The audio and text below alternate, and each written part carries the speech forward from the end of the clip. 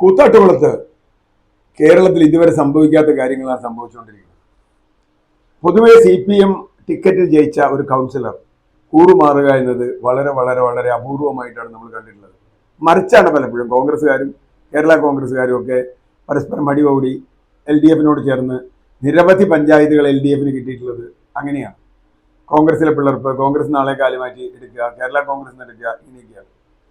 പക്ഷെ ഇവിടെ ആദ്യമായിട്ടാണ് ഒരുപക്ഷെ CPMന്റെ ഒരു കൗൺസിലർ കലാരാജു തൻ്റെ പാർട്ടി വിട്ട് അവരെ അവിശ്വാസ പ്രമേയത്തെ പിന്തുണയ്ക്കാൻ പോകുന്നു എന്ന ഒരു സ്ഥിതി വന്നത്.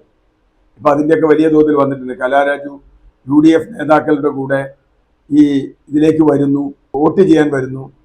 അപ്പോൾ വലിയ തോതിൽ CPMകാർ ആക്രമിച്ച് കയ്യേറി അവരെ കൊണ്ടുപോയി വണ്ടി കയറ്റി ഏരിയ കമ്മിറ്റി ഓഫീസിൽ കൊണ്ടുപോകുന്നു, അവരെ മർദ്ദിക്കുന്നു.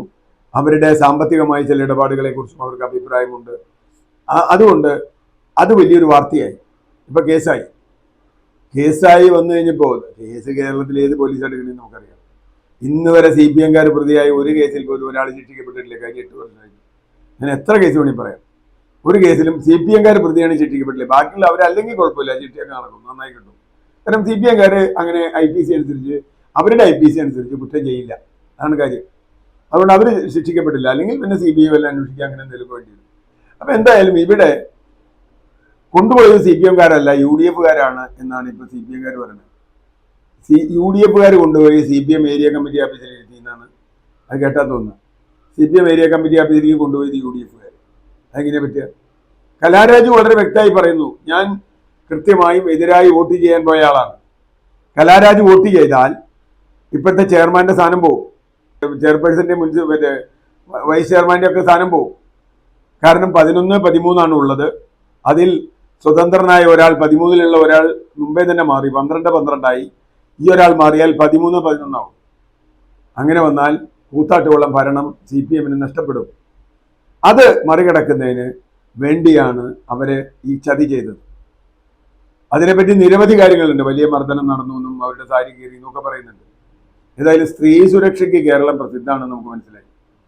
CPMന് എതിരാവാതെ നിന്നാൽ നിങ്ങൾ സുരക്ഷിതരാണ്. CPMന് എതിരായാൽ സ്ത്രീ ആയാലും പുരുഷനായാലും കാര്യം കെട്ടപ്പോകുകയാണ്.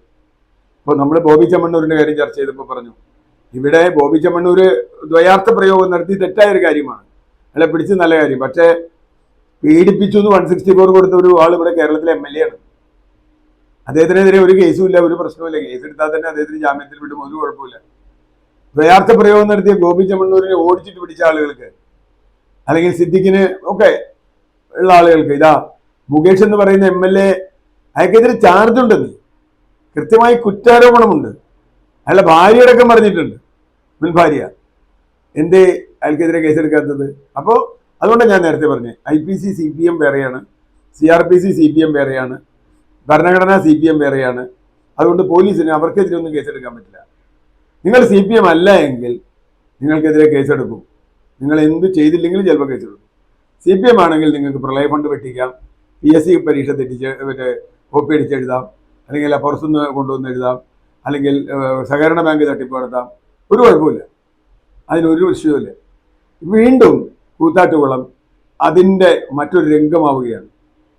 CPMകാർ ചിലരുടെ പേരിൽ കേസെടുത്തിട്ടുണ്ട്, എന്നിട്ട് കോമ്പൻസേറ്റ് ചെയ്യാൻ കോൺഗ്രസ്സുകാരുടെ പേരിൽ കേസെടുത്തിട്ടുണ്ട്.